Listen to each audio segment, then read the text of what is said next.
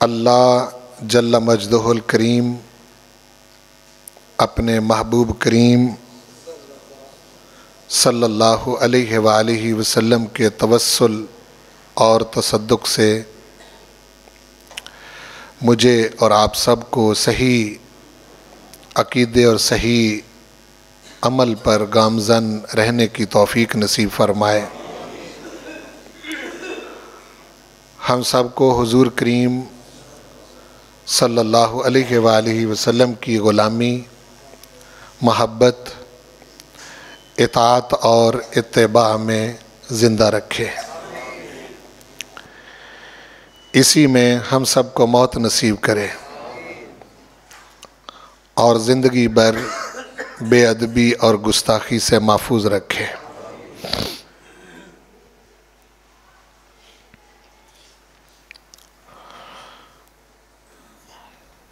29ویں پارے کی پہلی سورت سورۃ الملک گزشتہ جمعۃ المبارک میں ہم نے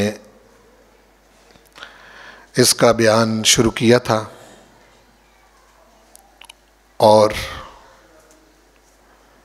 ایک ہی آیت مبارکہ پر ہماری بات ہو سکی تھی، اس پر بھی وقت کی قلت کے پیش نظر ہم سیر حاصل بات نہیں کر سکے۔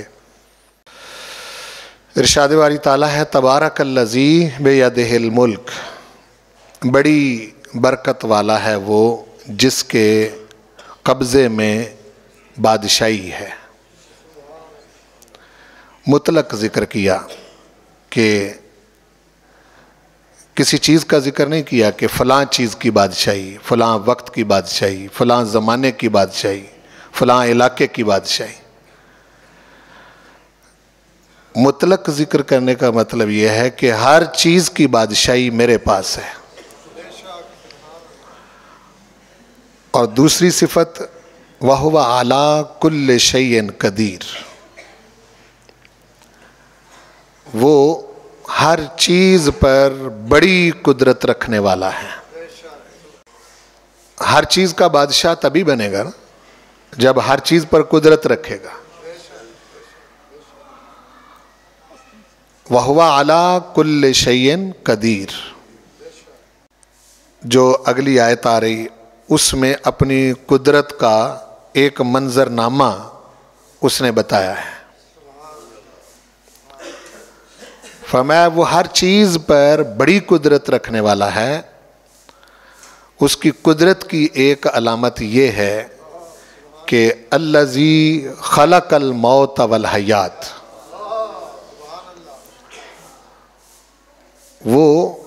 وہ ہے جس نے موت کو اور حیات کو خلق کیا ہے۔ اس میں 3 الفاظ بڑے قابل توجہ ہیں، ایک خلقہ اور ایک الموت اور ایک الحیات۔ خلق صرف خالق کر سکتا ہے۔ انسان بڑی سے بڑی چیز بھی بنائے تو وہ تخلیق نہیں ہوتی، وہ خلق نہیں ہے، وہ ہم اپنی زبان میں اس کو ایجاد کہتے ہیں۔ اسی طرح بالکل نئے آئیڈیاز کے ساتھ بالکل نئی چیز کوئی شخص جو ہے وہ بنائے، پہلے اس کا وجود نہ ہو تو کہتے ہیں کہ یہ اس چیز کا موجد ہے، اس نے یہ چیز ایجاد کی ہے۔ یہ دنیا میں بھی کبھی کسی نے نہیں کہا کہ اس نے یہ چیز خلق کی ہے۔ خلق انسان کر ہی نہیں سکتا، یہ اس کے بس میں نہیں ہے۔ خلق کیا ہے؟ خلق عدم سے کسی چیز کو وجود میں لانا، یعنی بالکل اس کا وجود ہی نہ ہو، بالکل نہ ہونے سے کسی چیز کو ہونا کر لینا، اس کو خلق کہتے ہیں۔ اور اس کے لیے اس نے تھوڑی سی بات انسان کے ذہن کے قریب کر کے اتنی فرمائی ہے کہ انما امرہ اذا اراد شیئا ان یقول لہ کن فیکون، کہ اس کا جو معاملہ ہے پروردگار کا حکم وہ صرف اتنا ہے کہ جب وہ کسی چیز کا ارادہ کرتا ہے تو وہ اس شے کو کہتا ہے کہ کن، ہو جا، فیکون، تو وہ شے ہو جاتی ہے۔ یہ بھی انسان کے ذہن کے قریب کر کے بات کی، ورنہ عقائد کی کتب کے اندر علماء نے لکھا ہے کہ وہ اپنی ہستی میں، اپنی ذات میں کن کہنے کا بھی محتاج نہیں ہے، کن کہنے کا بھی محتاج نہیں ہے۔ یہ صرف انسان کے ذہن کے قریب کر کے بات کی کہ کچھ نہ کچھ اس کو سمجھ آئے۔ خلق ایک ایسی شے ہے کہ جو بالکل کوئی شے ہوتی ہی نہیں، اس کا وجود ہی نہیں ہوتا۔ اس کو آپ اپنے وجود سے سمجھ سکتے ہیں، پرندوں کے وجود سے سمجھ سکتے ہیں، جانوروں کے وجود سے سمجھ سکتے ہیں، اور درختوں کے وجود سے سمجھ سکتے ہیں، سبزے کے وجود سے سمجھ سکتے ہیں خلق کو۔ آلو کے آپ 2 حصے 3 حصے کاٹ کے زمین میں بو دیتے ہیں تو اس کی کونپلیں نکلنا شروع ہو جاتی ہیں۔ وہ آلو کا جو وجود ہے وہ صرف انسان کو ایک تدبیر بتائی ہے انسان کے لیے، وہ آلو کے پودے کو پیدا کرنے کا وہ آلو کا محتاج نہیں ہے، لیکن اس کو صرف تدبیر بتائی ہے تاکہ یہ سلسلہ چلتا رہے۔ تو اس میں سے وہ پودا نکل آتا ہے، آج اور ہے، کل اور ہے، پرسوں اور ہے، پھر اس پر پوری جوانی آتی ہے، پھر وہ ختم ہونا شروع ہو جاتا ہے۔ جب بالکل زرد ہو جاتا ہے، اوپر سے پودا ختم ہو جاتا ہے، تو یہ علامت ہوتی ہے کہ نیچے آلو بن گئے ہیں۔ وہ بویا ایک حصہ تھا آدھا کاٹ کے یا 2-3 حصے کر کے، اس کے نیچے سے کئی آلو برآمد ہوتے ہیں۔ وہ کہاں تھے؟ وہ وہاں نہیں تھے۔ درخت ہے، اس کو آپ بولتے ہیں آج اور کل اور پرسوں اور، پھر اس کا ذکر کیا۔ انسان ہے، روز اس کی حالت بدلتی رہتی، پیدا ہوتا ہے، بچپن اس کا گزرتا ہے اور حالت ہوتی ہے، روز اس کے اندر تبدیلی آتی۔ آپ کسی شخص کو 10 سال بعد ملیں تو آپ کہتے ہیں بڑے بدل گئے ہو بھائی، تمہیں 10 سال پہلے دیکھا تھا۔ تو یہ کون بدل رہا ہے؟ یہ خلق ہے اس کی۔ ہر وقت وجود پر موت وارد ہو رہی ہے اور ہر وقت زندگی مل رہی ہے۔ آپ کی روز چیزیں مرتی ہیں، آپ کو روز زندگی ملتی ہے۔ جن کا بچپن مر چکا وہ اس کو لوٹا نہیں سکتے، چاہے جتنا مرضی مال خرچ کریں، چاہے جتنی مرضی محنت کریں، چاہے جتنی مرضی ٹیکنالوجی استعمال کریں۔ سائنس اتنی ترقی کر چکی، بچپن واپس نہیں آتے۔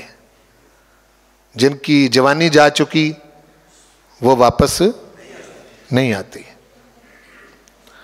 ہمارے ہی وجود کے اندر ہر وقت موت وارد ہوتی رہتی ہے اور ہر وقت زندگی ملتی رہتی ہے۔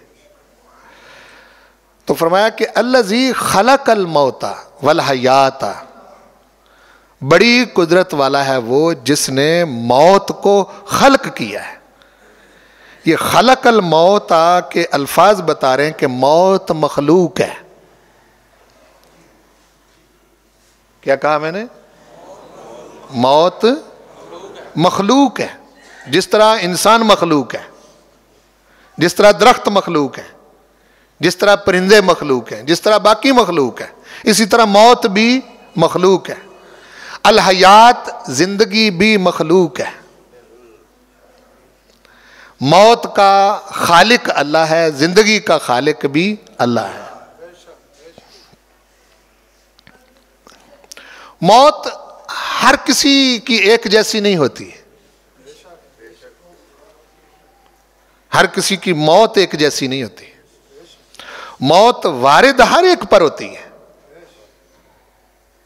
قرآن مجید میں 3 آیتیں ہیں جہاں کل نفس ذائقۃ الموت کہا گیا ہے، وہ میں تینوں مقام پڑھتا ہوں، اس سے ہمیں موت کو تھوڑا سمجھنے میں مدد ملے گی۔ موت سمجھ آتی نہیں ویسے، موت انسان کو سمجھ، حالانکہ ہر روز ہمارے ہاں موت کا آنا ہوتا ہے، ہمارے گھروں میں موت آ رہی ہے، لیکن یہ ہمیں سمجھ نہیں آتی۔ بہت ساری چیزیں ہیں جو ہمیں سمجھ نہیں آتی، آپ کو اپنی زندگی جو ہے وہ بھی سمجھ نہیں آتی۔ جان آپ کی ہے، آپ کے اندر جان ہے، موجود ہے، جان ہے تو پھر آپ زندہ ہیں۔ لیکن اگر آپ کہیں کہ جی جان کو میں متشکل صورت میں دیکھوں کہ جان ہے کیا، تو وہ نظر نہیں آئے گی۔ آپ بتا نہیں سکتے کہ جان ہاتھ میں ہے، جان سر میں ہے، جان پاؤں میں ہے، جان ٹانگ میں ہے، جان دل میں ہے، جان معدے میں ہے، کہاں ہے جان؟ تعین نہیں کر سکتے، تعین نہیں کر سکتے۔ بڑا عجیب شاہکار ہے نا انسان، بالکل تعین نہیں کر سکتے۔ آپ پوچھیں کسی سے کہ آپ کے اندر جان ہے، وہ کہے گا ہے، آپ کہیں بتائیں کہاں ہے، وہ نہیں بتا سکے گا، یعنی وہ تعین نہیں کر سکے گا کہ یہاں جان ہے۔ آپ کہیں گے کہ جی میرا جتنا جسم ہے اس میں ہر جگہ جان ہے، ہر جگہ جان ہے، کس شکل کی ہے، صورت اس کی کیا ہے، اس کا انسان تعین نہیں کر سکتا، ٹھیک ہے نا؟ تو اس کا پروردگار تھوڑا بہت مشاہدہ انسان کو نیند کی حالت میں کرواتا ہے، اس کی لاچاری اور اس کو یہ سمجھانے کے لیے کہ تو یہ جو سمجھتا ہے نا مجھے بہت پتہ ہے، یہ بتانے کے لیے کہ تجھے کچھ پتہ نہیں ہے۔ اس کو نیند میں خوابیں دکھاتا ہے، نیند کی حالت میں۔ موت کو سمجھنے کے لیے نیند کو سمجھنا بڑا ضروری ہے، ورنہ آپ کو کچھ سمجھ آئے گی پھر بھی موت کل سمجھ نہیں آئے گی، موت کی حقیقت۔ جس کو آپ موت کہہ رہے ہیں نا، جس کو آپ موت سمجھے ہوئے، وہ موت نہیں ہے، یہ الگ سی ایک پروردگار کی مخلوق ہے۔ یہ چیز ہے کہ یہ پہلے نہیں تھی، اس کو پروردگار نے خلق کیا ہے، مخلوق ہے اللہ کی، اور اس کو ایک وقت آئے گا کہ یہ پروردگار اس کو موت کو بھی موت دے کے موت کو ختم کر دے گا۔ ایک وقت ایسا آئے گا کہ موت کو موت دے کر موت کا خاتمہ کر دے گا اور اعلان کر دے گا کہ اب کوئی موت نہیں ہے۔ اور یہ موت کا خاتمہ سب کے سامنے کرے گا، بولو سب کے۔ حدیث شریف میں ہے کہ جب ساری مخلوق اکٹھی ہوگی، انبیاء اور رسول اور ساری خلق، اس وقت پروردگار موت کو ایک شکل دے گا مینڈے کی صورت میں، اور ساری مخلوق کے سامنے اس مینڈے کو ذبح کر کے اعلان فرما دے گا یہ موت تھی، اب میں نے اس کو ذبح کر دیا ہے، اب ہمیشہ کے لیے صرف زندگی ہے۔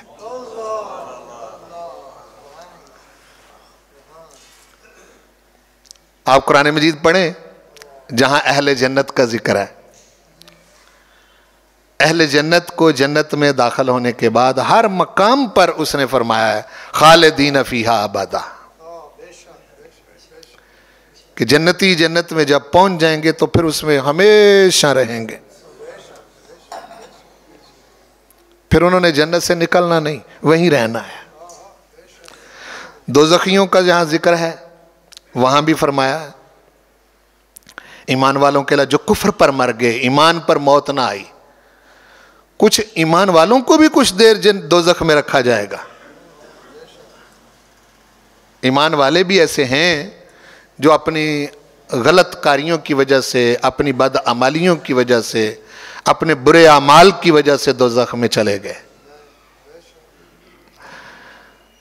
وہیں تو حضور کریم صلی اللہ علیہ وسلم کی شفاعت کا لوگ منظر دیکھیں گے، وہ پڑے ہوئے دوزخ میں ہوں گے، تو وہاں سرکار نے فرمایا کہ وہ ادنا ادنا ادنا ادنا مسقال ذرۃ من ایمان، وہ جو دوزخ میں پڑے ہوئے ہیں جس کے دل میں ذرے سے بھی کم، اس سے بھی کم، اس سے بھی کم، اس سے بھی کم ایمان ہوا، میں اس کو نکال لاؤں گا۔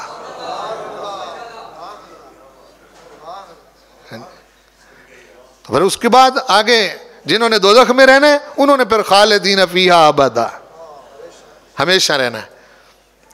جس کو ایمان نصیب نہیں ہوا، بے ایمانی پر مر گئے، کفر پر مر گئے، ان کو پھر وہاں سے چھٹکارا نہیں۔ خالدین فیہا ابدا کی آیت، تو پتہ چلا کہ ایک وقت تھا کہ جب موت نہیں تھی، اللہ تعالیٰ نے موت کو خلق کیا ہے، پیدا کیا۔ الذی خلق الموت، بڑی قدرت ہے اس کی یہ کہ اس نے موت کو خلق کیا ہے، اور یہ ایسی مخلوق ہے جس کی تمہیں سمجھ نہیں ہے۔ موت ایسی مخلوق ہے جس کی تمہیں سمجھ نہیں ہے۔ بندہ سو جاتا ہے، سونے کے وقت آپ میں سے کئی مکہ شریف پہنچ جاتے ہیں، سوئے آپ گجرانوالہ میں ہیں، کئی مدینہ شریف پہنچ جاتے ہیں، آپ سو رہے ہیں، کئی مرتبہ آپ کسی ٹھنڈے علاقے کی سیر کر رہے ہوتے ہیں، سو رہے ہیں، سونے کی حالت میں دولت اکٹھی کر رہے ہیں، سو رہے ہیں، شادیاں ہو رہی ہیں، کیوں جی؟ سو رہے ہیں، دودھ پی رہے ہیں، سو رہے ہیں، سانپوں سے لڑائیاں کر رہے ہیں، سو رہے ہیں، سانپ آپ کو ڈس رہے ہیں، اور پھر آپ اس کے انکاری بھی نہیں ہیں۔ جب آپ خواب دیکھ لیتے ہیں تو پھر کسی سیانے معبر تعبیر بتانے والے سے آپ رابطہ کرتے ہیں، اس کو آپ کہتے ہیں کہ میں نے یہ دیکھا ہے، خواب میں میں نے یہ دیکھا ہے۔ کیسے دیکھا ہے؟ آپ تو سوئے ہوئے تھے،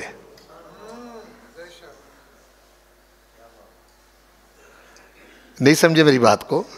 آپ کی آنکھیں تو بند تھیں، بند آنکھوں کے ساتھ بھی آپ نے دیکھ لیا۔ کیا دیکھا ہے؟ اور آپ اس کے انکاری نہیں ہیں۔ انکاری ہے بندہ اس کا، وہ تو پوچھتا پھرتا ہے جی میری خواب میں شادی ہوئی ہے، کیا تعبیر ہے اس کی؟ خواب میں میں نے اتنی دولت اکٹھی کی ہے، اس کی کیا تعبیر ہے؟ خواب میں دریا میں چھلانگے لگا رہا ہوں، اس کی کیا تعبیر ہے؟ ہر چیز کی تعبیر ہے، جو آپ دیکھتے ہیں وہ نہیں ہوتا، بے عین ہی وہ نہیں ہوتا، تعبیر اس کی اور ہوتی ہے۔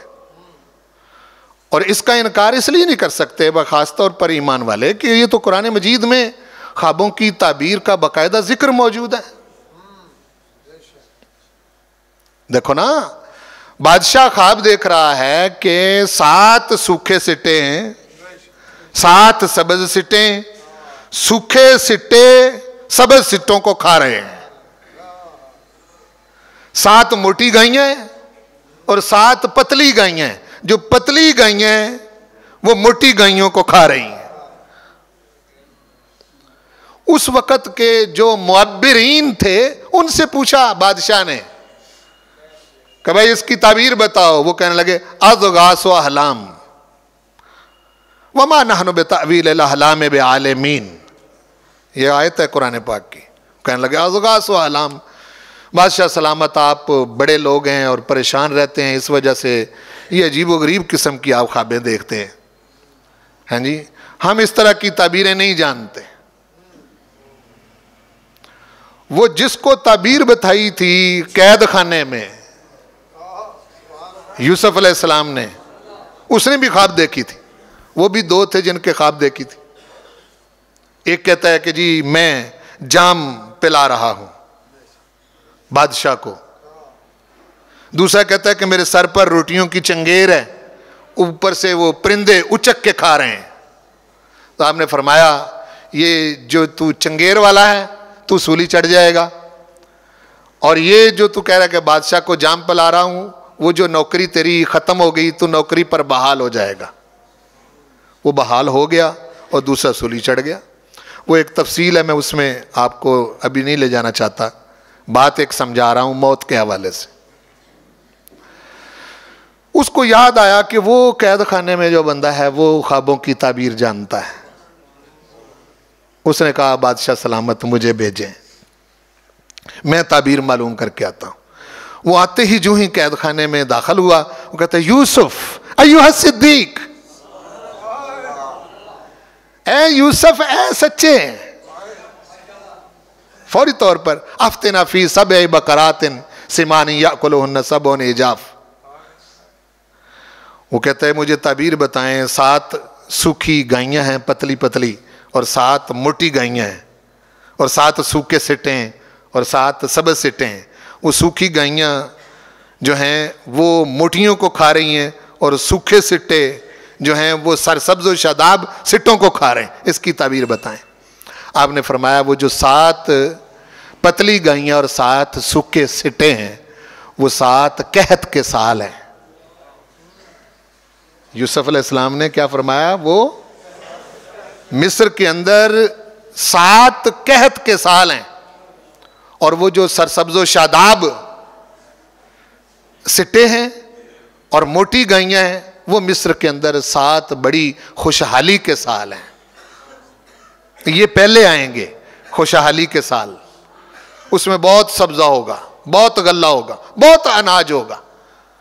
پھر قحط پڑ جائے گا اور 7 سال تک قحط رہے گا. وہ جو باقی 7 سال قحط کے ہیں وہ ان سرسبز و شاداب سالوں کو کھا جائیں گے. یعنی جو کچھ اس میں ہوگا وہ سارے کا سارا ان سالوں میں. انہوں نے اتنا ہی پوچھا تھا، آپ نے ایک 15ویں سال کی بھی بات کی. انہوں نے صرف اتنا پوچھا تھا. آپ نے فرمایا ثم من بعدہ عام، اس کے بعد پھر 1 سال آئے گا. یغاث الناس وفیہ یاسرون، بڑی بارشیں ہوں گی، لوگ بہت زیادہ سبزہ اور شادابی ہوگی، لوگ اس میں رس نچوڑیں گے، پھل جو ہیں وہ کاٹیں گے. وہ 15ویں سال کی بھی بتا دی. یہ سب اگلے آنے والے سالوں کی باتیں ہیں جو پیغمبر خدا یوسف علیہ السلام بتا رہے ہیں. آنے والے سالوں کی. سنو آپ کیا سمجھیں میری بات سے.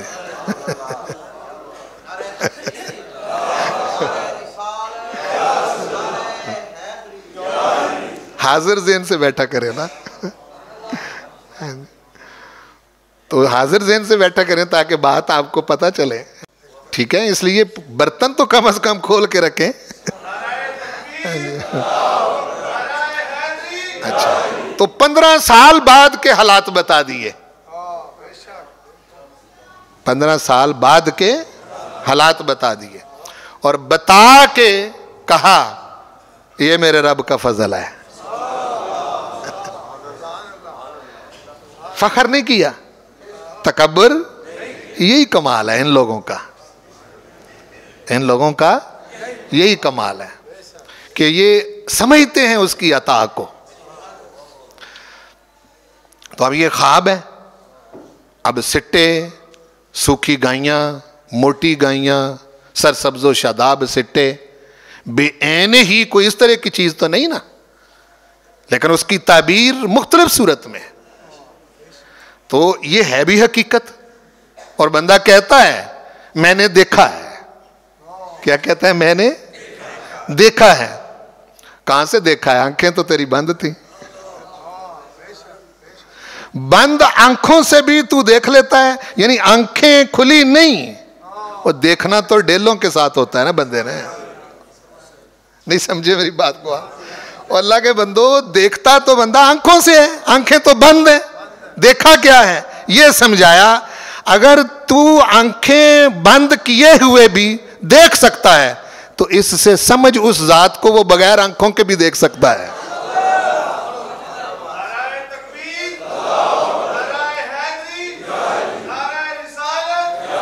لوگ کہتے ہیں نا جی، یہ کہ بھئی علماء کہتے ہیں نا کہ اللہ کی آنکھیں نہیں ہیں، اللہ کے ہاتھ نہیں ہیں، اللہ کے پاؤں نہیں ہیں، اللہ کے کان نہیں ہیں. کان نہیں ہے وہ سنتا ہے، ہاتھ نہیں ہے وہ پکڑتا ہے. ان بطش ربک لشدید، تیرے رب کی پکڑ بڑی سخت ہے. جب پکڑنے پہ آتا ہے تو پھر بچتا کوئی نہیں ہے. ٹھیک ہے؟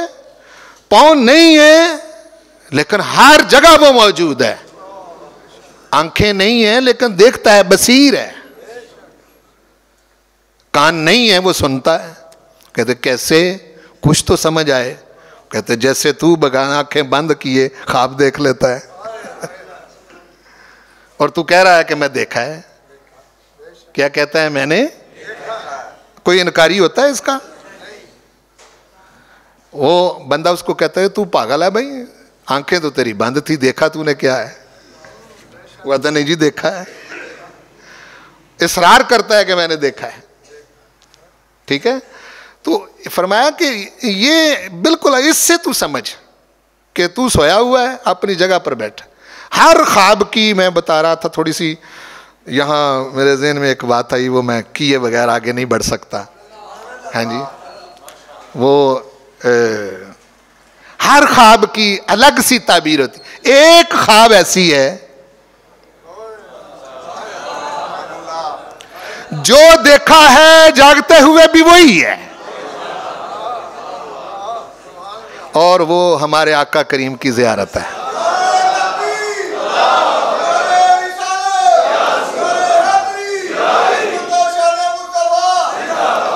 حضور نے فرمایا من رآنی فی المنام فقد رآنی الحق، جس نے خواب میں مجھے دیکھا اس نے ٹھیک مجھے ہی دیکھا.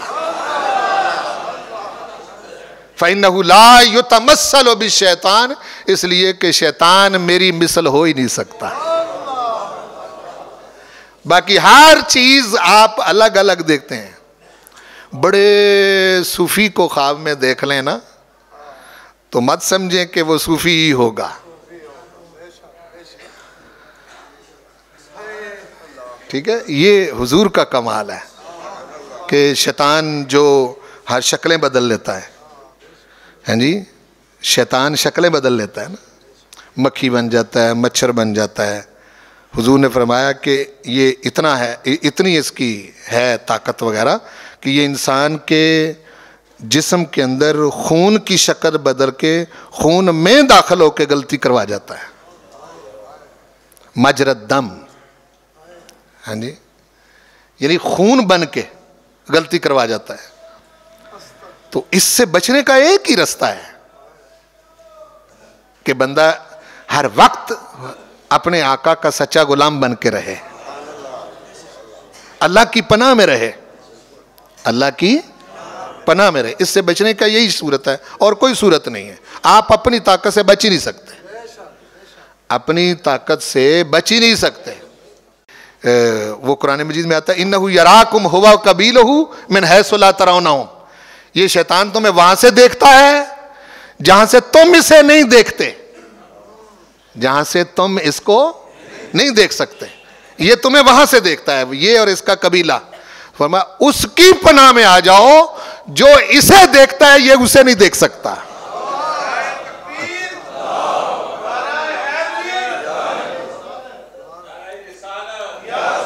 الذی خلق الموت، قدرت اس کی یہ ہے کہ اس نے موت کو خلق کیا ہے، لیکن موت آپ کو سمجھ نہیں آئے گی. ایک مقام یہ ہے कुरान पाक में, कुल्लु नफ्सिन ज़ाइक़तुल मौत, हर नफ्स मौत चखने वाला है। जिस्म भी नहीं कहा, रूह भी नहीं कहा, नफ्स कहा है। ये अलग सी एक कैटेगरी है इंसान के अंदर, नफ्स की। ये जिस्म नहीं है, ये रूह भी नहीं है। हर नफ्स ये एक चिप अल्लाह ताला ने इंसान के बदन जिस्म में रखी। यूँ समझें कि एक डेटा कलेक्शन सिस्टम है उसका, जिसमें हर चीज़ जमा होती रहती है। बुराई अच्छाई वहाँ जमा होती है। नफ्स बुरा भी होता है, अच्छा भी होता है, इसकी हालतें हैं मुख्तलिफ। नफ्स अम्मारा होता है जो हर वक्त बुराई की तरफ आपको ले जाता है। नफ्स लव्वामा होता है, गलती हो जाए तो मलामत करता है, अच्छाई हो जाए तो शाबाश देता है। अंदर से ही, आपके अंदर ही शाबाश मिलती है, अंदर से ही मलामत होती है, ये क्या कर बैठा है, वो लव्वामा है। यही नफ्स मुतमइन्ना भी है, इत्मीनान पा जाता है, कश्मकश से निकल जाता है। यही नफ्स राजिया है कि अपने रब की हर हुक्म पर राजी हो जाता है। यही नफ्स मर्जिया भी है, जब राजी हो जाता है तो फिर परवरदिगार इस पर राजी हो जाता है। ये इसकी मुख्तलिफ हालतें हैं अलग से। ये जिस्म भी नहीं और रूह भी नहीं। कुल्लु नफ्सिन, हर नफ्स ज़ाइक़ा, चखने वाला है। और चखना इसी तरह होता है जिस तरह आप सालन कोई चीज़ ज़ुबान पर रख के चखते हैं। कोई खातून हंडिया पकाए तो वो चेक करती है और चख के देखती है कि नमक ज़्यादा कम तो नहीं है। ठीक है, 10 रोटियां खा के चखना नहीं कहते। क्यों जी भाई, आप 5-7 प्लेटें निबेड़ जाएं फिर कहें कि चखा है सिर्फ, इसको चखने नहीं कहते। चखना यही होता है कि बस जायका आया, मौत आई, चखी और चली गई। क्या समझे आप? मौत आई, नफ्स ने चखा और मौत गई। मौत आई, नफ्स ने चखा उसको, नफ्स ने उसको चखा और चली गई। जिंदगी बदल गई। पहले जिंदगी और तरह की थी, मौत आई, उसने उसको चखा, बंदा खत्म नहीं हुआ। बंदा खत्म नहीं हुआ, चख के इस जिंदगी से और जिंदगी में चला गया। कुछ समझे बात को भाई? ज़ाइक़तुल मौत, हर नफ्स ज़ाइक़ा, तो चखने वाला है। ज़ाइक़ा का मतलब है चखने वाला है। अल मौत, मौत को, हर नफ्स मौत को चखने वाला है। ठीक है, सिर्फ चखा है उसने और जिंदगी की हैत बदल गई, जिंदगी नहीं खत्म हुई। जिस शख्स ने ये अकीदा बना लिया कि मौत आई और इसने जिंदगी खत्म कर दी, इसने जिंदगी खत्म कर दी, ये काफिराना अकीदा है। ये ईमान वालों का अकीदा नहीं। हमारे आका ने यह बात हमें नहीं समझाई, कुरान मजीद इस पर दलालत नहीं करता। समझ आ गई ना? और ये मौत एक ऐसी शय है जिस पर नबियों ने भी अपने परवरदिगार से बात की है। वैज़ क़ाल इब्राहीम रब्बि अरिनी कैफ़ तुह्यिल मौता, परवरदिगार मुझे मुशाहदा करवा कि तू मुर्दों को जिंदा कैसे करता है। आवाज आई, काला अवलम तुमिन, इब्राहीम तेरा ईमान नहीं कि मैं मुर्दों को जिंदा करता हूं? परवरदिगार पूछ रहा है। ये भी हर किसी का कमाल नहीं है ये बातें करना। ये को खास लोग हैं जो अल्लाह से बातें करते हैं, अल्लाह आगे से जवाब देता है। हाँ जी, कहा कि कैफ़ तुह्यिल मौता, मुर्दों को जिंदा कैसे करता है। काला अवलम तुमिन, कहा इब्राहीम तेरा ईमान नहीं। کہ میں مردوں کو زندہ کر لیتا ہوں؟ کالا بلا، کیوں نہیں، ایمان ہے، نہ بھی تو مشاہدہ کروائے تو ایمان یہی ہے کہ تو زندہ کرتا ہے۔ دیکھو بلا کہہ کے کہا، ایمان ہے، کیوں نہیں تو مردوں کو زندہ، تو پھر پوچھ کیوں رہا ہے؟